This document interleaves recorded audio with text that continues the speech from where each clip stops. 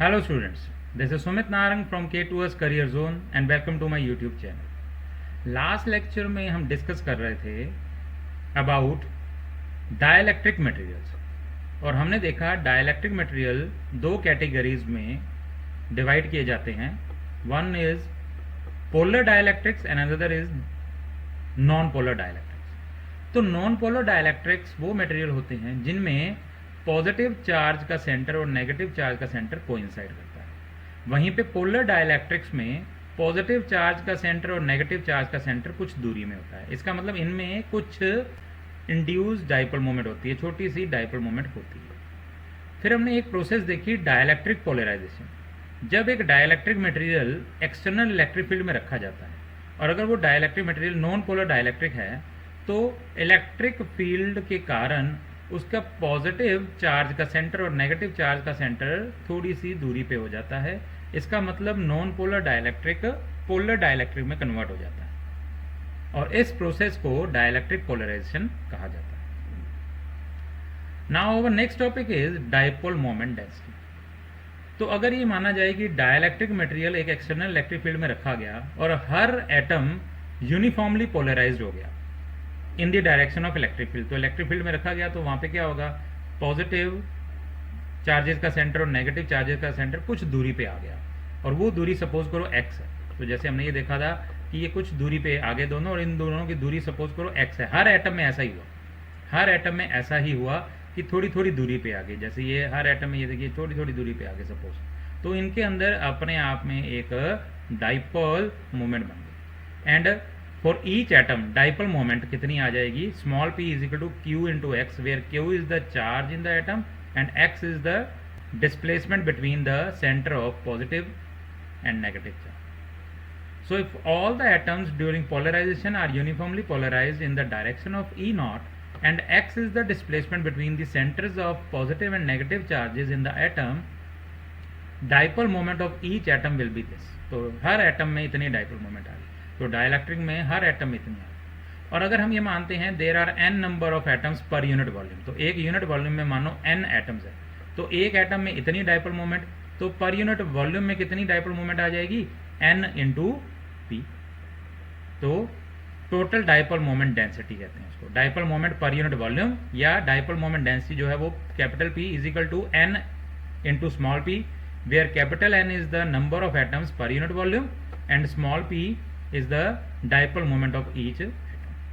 And this dipole moment density is also equal to the charge per unit area. तो जितना area है हमारे dipole हमारे dielectric material का और चार्ज जितना इंड्यूस हुआ, तो ये dipole moment density charge per unit area के इक्वल भी होती है. जब साइंटिस्ट ने ये चीजें निकाली तो बेटा इसको यूनिट्स इक्वेट करके ये वैल्यूज निकाली गई हैं. तो अभी हमें इतना बहुत है कि हमारे पास ये, अगर हम इसको देखें तो हमारे पास टोटल डाइपोल मोमेंट डेंसिटी जो है वो n इंटू पी है, where n is number of atoms per unit volume और p है चार्ज इंटू डिस्प्लेसमेंट. तो coulomb into metre upon metre cube, तो 1 मीटर से मीटर कर गया तो कूलम पर मीटर स्क्वायर, और यही dipole moment density coulomb per metre square से भी गिवन होती है. तो p q बाई a के इक्वल भी होता है, where q is charge and a is the area of the dielectric material. So total dipole moment density P is also known as electric polarization. तो ये जितनी dipole moment density बनी है, ये P is equal to Q by A या P is equal to NP, इसको electric polarisation कह देते हैं. तो कितना पोलराइज्ड हुआ है हमारा डाइलेक्ट्रिक मटेरियल, तो इसको इलेक्ट्रिक पोलराइजेशन कह दिया जाता है. तो हमें ये समझना है कि हो क्या रहा है डाइलेक्ट्रिक. तो अगर हम ये देखो, अगर हमने कोई ABCD कोई भी एक स्लैब है डाइलेक्ट्रिक मटेरियल की, इसको अगर हमने electric field external electric field में रख दिया तो हमने देखा कि हर एटम में जो ये पॉजिटिव चार्ज, ये पॉजिटिव एंड है, पॉजिटिव एंड की तरफ इसका नेगेटिव चार्ज का सेंटर मूव कर गया और पॉजिटिव का नेगेटिव की तरफ मूव कर गया. तो इधर छोटा सा डिस्प्लेसमेंट हो गया पॉजिटिव और नेगेटिव चार्जेस के सेंटर में. सिमिलरली हर एक एटम या हर एक मॉलिक्यूल में ऐसा ही होता रहा. सो ये छोटी छोटी इंड्यूस्ड डाइपोल मोमेंट्स अंदर बन गई और टोटल अगर हम डाइपोल मोमेंट देखें, induced dipole moment in the dielectric, वो EP बन गई जो कि ऑपोजिट डायरेक्शन में है as compare to the external applied electric field. तो एक्सटर्नल अप्लाइड इलेक्ट्रिक फील्ड इधर राइट साइड में जा रही है E नॉट, और उसी के कारण यहाँ पे देखो ये पॉजिटिव इधर है, नेगेटिव लेफ्ट साइड में है. तो पॉजिटिव से नेगेटिव मतलब ये जो इंड्यूस डाइपोल मोमेंट बनी है या इंड्यूस इलेक्ट्रिक फील्ड बनी है वो ऑपोजिट डायरेक्शन में बनी है इन डाइलेक्ट्रिक, तो ये ईपी हो गया। तो net effective electric field inside the dipole कितना हो गया, या reduced value of electric field कितना हो गया, इसके अंदर कितनी रह जाएगी, E naught minus E P. तो ई नॉट इसके अंदर से राइट साइड पे जाने की कोशिश करेगी, ई पी लेफ्ट साइड में जा रही है, तो प्रिंसिपल ऑफ सुपरपोजिशन लगाओ तो इसके अंदर कितनी आ जाएगी, E is equal to E naught minus E P. Now as shown in figure, due to external electric field E naught, there exists some induced charges or polarization charges, and these charges set up an electric field EP opposite to E naught. And effective electric field in a polarized dielectric is E is equal to E naught minus EP, where E is known as reduced value of electric field. तो ये हमारे पास phenomena हो रहा है during polarisation. तो हुआ क्या कि डाइलेक्ट्रिक के अंदर एक इंड्यूस्ड इलेक्ट्रिक फील्ड बन गई EP, which is opposite in direction as compared to the external applied electric field, और net electric field inside the dielectric material आ गई E naught minus EP. So this is known as reduced value of electric field E, which is equal to E naught minus EP. Next is dielectric constant. It is equal to the ratio of external applied electric field and the reduced value of electric field.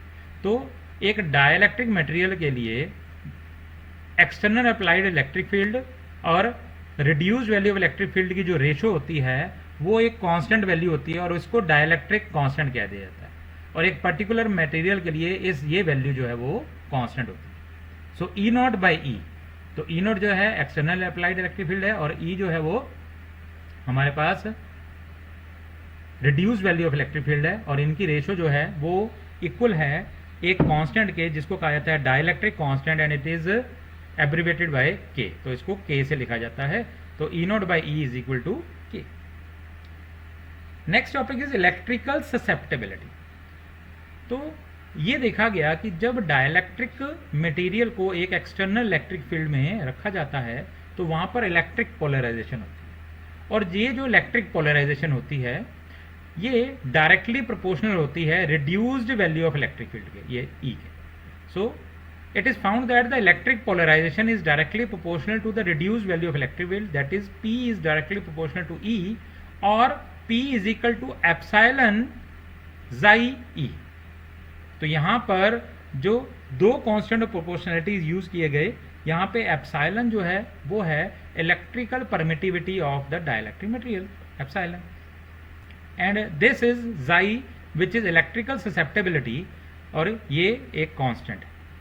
So this xi is a constant and is known as electrical susceptibility. तो electrical polarization P is equal to epsilon xi E, where P is electrical polarization, epsilon is electrical permittivity of the material, xi is electrical susceptibility, and E is reduced value of electric field. Now the relation between dielectric constant and electrical susceptibility. तो K और xi में क्या relation होता है, एक material के लिए K और xi इसकी दो प्रॉपर्टीज हैं, इनकी दो वैल्यूज हैं, तो इनमें आपस में क्या रिलेशन होता है। So now we will consider the figure on the previous page. यहाँ पर हम देखते हैं कि ये हम सोचते हैं कि एक डाइलेक्ट्रिक मटेरियल को हमने एक एक्सटर्नल इलेक्ट्रिक फील्ड में रख दिया और इसके अंदर एक इंड्यूस्ड इलेक्ट्रिक फील्ड EP बन गई, एक्सटर्नल अप्लाइड E नॉट है, तो इसके अंदर reduced value of electric field कितनी हो गई, E is equal to E not minus EP। तो reduced value of electric field E is equal to E not minus EP आ गया, where EP is the induced electric field, और induced electric field कितनी होगी इसके अंदर, जितना इसके ऊपर ये सरफेस चार्ज डेंसिटी आई होगी sigma I divided by epsilon electrical permittivity of this material.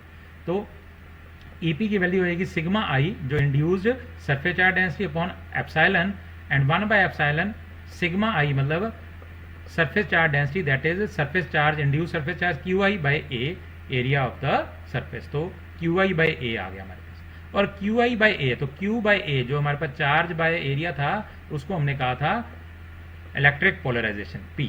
तो हमारे पास ये क्या आ गया, QI by A is equal to P, तो इसका मतलब EP जो आ गया हमारे पास इंड्यूस्ड इलेक्ट्रिक फील्ड आ गया P by epsilon, where P is electric polarisation और epsilon is electrical permittivity of the material. So putting this value of EP in this equation, तो EP की वैल्यू यहाँ पे पुट कर देते हैं, तो E is equal to E not minus P by epsilon, और P इलेक्ट्रिकल पोलराइजेशन एक और चीज के इक्वल होता है, वो होता है एप्सिलॉन xi E। तो इलेक्ट्रिकल ससेप्टिबिलिटी के टर्म में इलेक्ट्रिक पोलराइजेशन को हम लिख सकते हैं एप्सिलॉन जाई ई, तो इसको हमने epsilon chi E upon epsilon लिख दिया। तो E naught minus epsilon chi E upon epsilon, epsilon से एप्सिलॉन कट गया तो हमारे पास क्या आ गया, E is equal to E naught minus chi E. और यहाँ पर जाई ई को हम दूसरी तरफ ले गए तो ई नॉट किसके इक्वल आ गया, ई प्लस जाई ई। इधर से ई कॉमन निकाल लिया, E not is equal to E multiply by 1 plus chi, और ई को हम लेफ्ट हैंड साइड डिनोमिनेटर में ले गए तो E not by E is equal to 1 plus chi. तो E not external applied electric field divided by the reduced value of electric field, तो इसकी वैल्यू क्या होती है, इसकी वैल्यू होती है डाइलेक्ट्रिक कांस्टेंट के इक्वल। तो ई नॉट बाई ई जो होता है वो डाइलेक्ट्रिक कांस्टेंट के होता है, तो इधर ई नॉट बाई ई को हम के पुट कर सकते हैं, तो के is equal to 1 plus chi. तो डाइलेक्ट्रिक कांस्टेंट और इलेक्ट्रिकल ससेप्टिबिलिटी में रिलेशन हमारे पास आ गया, दैट इज के इज इक्वल टू 1 प्लस जाई, and this gives the relation between dielectric constant and electrical susceptibility. तो ये हमारे पास डाइलेक्ट्रिक कांस्टेंट और इलेक्ट्रिकल ससेप्टिबिलिटी में रिलेशन आ गया।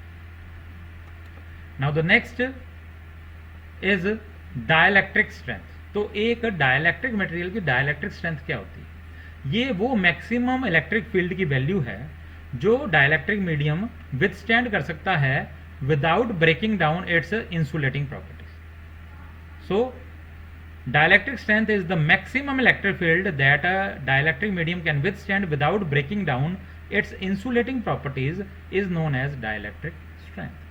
तो इसको dielectric strength कह देते हैं। Next derivation is about capacitance of a parallel plate capacitor with a dielectric slab। This is an important derivation। कई बार इस टॉपिक पे हमारे पास एग्जामिनेशन में क्वेश्चन आता है, तो वहाँ पे पूछा जाता है कि एक पैरेलल प्लेट कैपेसिटर की कैपेसिटेंस निकाल दो जब उस पैरेलल प्लेट कैपेसिटर में एक dielectric slab of certain thickness introduce कर दी गई। तो इससे पहले हमने कैपेसिटेंस निकाली थी पैरेलल प्लेट कैपेसिटर की व्हेन द प्लेट्स के बीच में, when there is a vacuum और एयर बिटवीन द प्लेट्स। तो जब वैक्यूम या एयर प्लेट्स के बीच में था तो हमने capacitance of parallel plate capacitor निकाली थी। लेकिन अगर अब ये मान लिया जाए कि एक डाइलेक्ट्रिक स्लैब इंट्रोड्यूस कर दी गई है पैरेलल प्लेट कैपेसिटर में, जहां पर इस डाइलेक्ट्रिक स्लैब की थिकनेस है T, तब कैपेसिटेंस कितनी आएगी हमारे parallel plate capacitor. Now the capacitance of a parallel plate capacitor of plate area capital A end plate separation D with vacuum और एयर बिटवीन द प्लेट्स। तो सबसे पहले हमने जो इससे पहले एक्सप्रेशन निकाल चुके हैं कि पैरेलल प्लेट कैपेसिटर की कैपेसिटेंस जब एयर और वैक्यूम है प्लेट्स के बीच में, तो वो कैपेसिटेंस हमारे पास आई थी C naught is equal to epsilon naught A by D, जहाँ पे epsilon naught electrical permittivity of free space है, A area of the plate है और D दोनों प्लेट के बीच में सेपरेशन। अब अगर मान लिया जाए एक dielectric slab of thickness T इसमें इंट्रोड्यूस कर दी गई, तो जब हम ये इंट्रोड्यूस करेंगे, अभी मैं पढ़ने से पहले आपको बता देता हूँ क्या फिनोमिना होगा। अगेन वही बात है, जब आप एक डाइलेक्ट्रिक स्लैब इसमें इंट्रोड्यूस करोगे तो हमें पता है कि पैरेलल प्लेट कैपेसिटर की एक प्लेट पे प्लस क्यू चार्ज होगा और दूसरे माइनस क्यू इंड्यूस चार्ज होगा, तो एक एक्सटर्नल इलेक्ट्रिक फील्ड बन जाएगी ई नॉट टूवर्ड्स राइट। और डाइलेक्ट्रिक स्लैब के अंदर एक इंड्यूस्ड इलेक्ट्रिक फील्ड बनेगी ऑपोजिट डायरेक्शन में ईपी। तो नेट इलेक्ट्रिक फील्ड और reduced value of electric field inside the dielectric slab आएगी E is equal to E naught minus. Now the capacitor plates having charge plus q and minus q produces a uniform electric field E naught in the space between the plates, and when a dielectric slab of thickness T which is less than D is introduced between the plates, the slab gets polarized and induces an electric field EP opposite to E naught, and the effective electric field inside the dielectric slab will be given by E naught minus EP। तो ये slab के अंदर हमारे पास कितनी electric field हो गई, E naught minus EP इसके अंदर, और बाहर इतनी स्पेस में ये और ये स्पेस में कितनी होगी E naught। So now if we want to find out the potential difference between the plates, तो पोटेंशियल डिफरेंस का फॉर्मूला होता है बेटा V is equal to E into R। तो पोटेंशियल डिफरेंस निकालना है तो इलेक्ट्रिक फील्ड कितनी है और कितना डिस्टेंस के लिए है, तो वो मल्टीप्लाई कर दो तो हमारे पास पोटेंशियल डिफरेंस आ जाता है। अगर हम अब इस टाइम पे जब डाइलेक्ट्रिक स्लैब बीच में है तो potential difference between the plates निकालने, और अगर उसको V कह दें तो कितनी पोटेंशियल डिफरेंस कैसे निकालेंगे, तो इस एरिया में, इस स्पेस में और इस स्पेस में इलेक्ट्रिक फील्ड है E नॉट, तो ये कितनी स्पेस है, ये स्पेस है D माइनस टी। तो D में से T माइनस कर दो तो ये स्पेस आ जाएगी जितनी स्पेस में E नॉट इफेक्टिव है, तो E not multiply bye D minus T और प्लस करेंगे जितनी स्पेस के लिए ई इफेक्टिव है तो ई इंटू टी। तो इन दोनों को जब हम ऐड कर देंगे तो हमारे पास potential difference between the plates आ जाएगा when there is a dielectric slab between the plates. तो पोटेंशियल डिफरेंस आ जाएगा E not multiply by D minus T, इतनी दूरी के लिए ई नॉट थी electric field, plus E electric field है टी थिकनेस में। तो डाइलेक्ट्रिक के अंदर ई इलेक्ट्रिक फील्ड है और उसकी थिकनेस टी है, तो E into T plus E not multiply by D minus T कर देते हैं, तो हमारे पास potential difference between the plates आ जाए। तो इसमें पुट कर देते हैं E not D minus T, E की वैल्यू पुट कर देते हैं। तो एज वी नो दैट कि E not by E is equal to K होता है, तो डाइलेक्ट्रिक कांस्टेंट हमने निकाला था ई नॉट बाई ई, तो ई को उस तरफ ले जाते हैं, के को इधर डिनोमिनेटर में ले जाते हैं, तो ई की वैल्यू आ जाएगी ई नॉट बाई के। तो ये reduce value of electric field की वैल्यू हम in terms of external applied electric field और डाइलेक्ट्रिक कांस्टेंट में लिख देते हैं ई नॉट बाई के इंटू टी। फिर से ई नॉट इधर है, ई नॉट इधर है, ये कॉमन आ जाएगा, इधर आ जाएगा D minus T plus T by के। और ई नॉट ये इलेक्ट्रिक फील्ड कितनी होती है, तो हमने ये पैरेलल प्लेट कैपेसिटर के बीच में, प्लेट्स के बीच में इलेक्ट्रिक फील्ड की वैल्यू हमने लास्ट चैप्टर में भी निकाली थी कि दो प्लेट्स हैं जिनके ऊपर प्लस क्यू और माइनस क्यू चार्ज है, तो उनके बीच में कितनी इलेक्ट्रिक फील्ड आती है और कितनी उनके अंदर इलेक्ट्रिक फील्ड की वैल्यू आती है, that is sigma by epsilon naught, where sigma is surface charge density and epsilon naught is electrical permittivity of free space. तो ई नोट की वैल्यू होती है सिग्मा बाय एप्सिलॉन नॉट और sigma होता है चार्ज अपॉन एरिया, तो q by A epsilon. तो ये ई नोट की वैल्यू ये है, हम यहाँ पे पुट कर देते हैं, तो वी आ जाएगा Q by A epsilon not multiply by D minus T plus T by K. तो हमारे पास ये potential difference between the plates आ गया when a dielectric slab of thickness T is introduce between the plates. तो इतना potential difference होता है। अब हम अगर कैपेसिटेंस निकालना चाहें इस टाइम पे कैपेसिटर की, तो कैपेसिटेंस होता है charge given per unit rise in potential या चार्ज अपॉन पोटेंशियल डिफरेंस। तो सी हो गया q by A charge upon potential, तो चार्ज हमने क्यू दिया और उसी टाइम पे पोटेंशियल डिफरेंस कितना आ गया, ये है पैरेलल प्लेट्स के बीच में पोटेंशियल। तो इसकी वैल्यू पुट कर देते हैं, क्यू से क्यू कैंसिल हो जाएगा, ए एप्सिलॉन नॉट न्यूमरेटर में चला जाएगा, तो ये epsilon not A upon D minus T, यहाँ पर हमने क्या किया इधर से टी कांस्टेंट निकाल दिया, तो माइनस टी इधर से कांस्टेंट निकाली, तो डी माइनस टी बाहर आ गया, तो इधर माइनस टी की जगह प्लस वन आ गया और इधर माइनस वन बाई के आ गया, तो D minus T one minus one by K.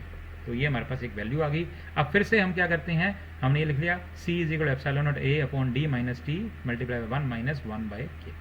अब हम क्या करते हैं, यहाँ से डी कांस्टेंट निकाल लेते हैं इस टाइम से, तो इधर से डी बाहर आया तो इधर वन रह गया minus T by D multiply by one minus one by के रह जाएगा, और ये जो डी कॉमन निकाला है इसको हम इसके डिनोमिनेटर में ले जाते हैं, तो epsilon not A by D upon one minus T by D bracket start one minus one by K. तो ये वैल्यू आ गई epsilon not A by D. तो ये जो न्यूमरेटर में वैल्यू ये हमें क्या देती है, epsilon not A by D अगर हम देखें तो epsilon not A by D है capacitance of parallel plate capacitor when there is air और वैक्यूम बिटवीन द प्लेट्स। तो जब डाइलेक्ट्रिक स्लैब बीच में नहीं थी और एयर या वैक्यूम था तो कैपेसिटेंस इस पैरेलल प्लेट कैपेसिटर की इतनी थी, तो इसको सी नॉट से डिनोट कर देते हैं हम, तो ये सी नॉट लिख देते हैं हम epsilon not A by D को C not divided by one minus T by D bracket start one minus one by. तो इस वैल्यू को हम देखते हैं क्या आई, हम ये देखें one minus one by K, तो ये एक पॉजिटिव टर्म है, वन में से कोई वन से छोटी टर्म माइनस हो रही है तो ये डेसिमल में कोई term I, T by D भी पॉजिटिव है तो ये पूरी टर्म एक पॉजिटिव टर्म आएगी, और वन में से कोई पॉजिटिव टर्म माइनस हो रही है तो अल्टीमेटली हमारे पास यहाँ पर जो वन से छोटी वैल्यू आएगी, तो ये पॉजिटिव वन से छोटी वैल्यू है, वन में से माइनस हुई तो ये वन से छोटी वैल्यू आ गई, तो न्यू डिनोमिनेटर में एक value I which is less than one. तो अगर वन से छोटी टर्म आएगी और अगर हम सी नोट को उससे डिवाइड करेंगे तो ये टोटल वैल्यू बड़ी आ जाएगी। इससे साफ हो रहा है कि सी जो वैल्यू आएगी वो सी नोट से बड़ी आएगी। तो अल्टीमेटली हम ये कह सकते हैं कि that the C is greater than C naught. तो इसका मतलब कि capacitance of a parallel plate capacitor when we introduce a dielectric slab in between the plates is more than the capacitance of the same parallel plate capacitor when there is air or vacuum between the plates. So C is greater than C naught, that is on introduction of the dielectric slab in between the plates of the capacitor its capacitance increases. तो हमने ये expression निकाल कर ये देखा कि जब हम डाइलेक्ट्रिक स्लैब इंट्रोड्यूस करते हैं पैरेलल प्लेट्स में तो उसकी कैपेसिटेंस पैरेलल प्लेट कैपेसिटर की कैपेसिटेंस इंक्रीज हो जाती है। This is it with our topics of chapter capacitance. तो हमारे कैपेसिटेंस चैप्टर के हमने सारे टॉपिक्स डिस्कस कर लिए हैं और इसी के साथ हमारा पहला यूनिट इलेक्ट्रोस्टैटिक्स भी कंप्लीट हो गया। होपफुली आपको ये सारे टॉपिक्स सब क्लियर हो गए होंगे। अगर आपको कोई भी डाउट है तो मेरे वीडियो के कमेंट बॉक्स में जाके आप मुझसे वो डाउट पूछ सकते हैं, मैं उस टॉपिक को फिर से आपको क्लियर करके बताऊंगा। Thank you for watching this video. Do like and share my video and also subscribe to our channel. Thank you very much.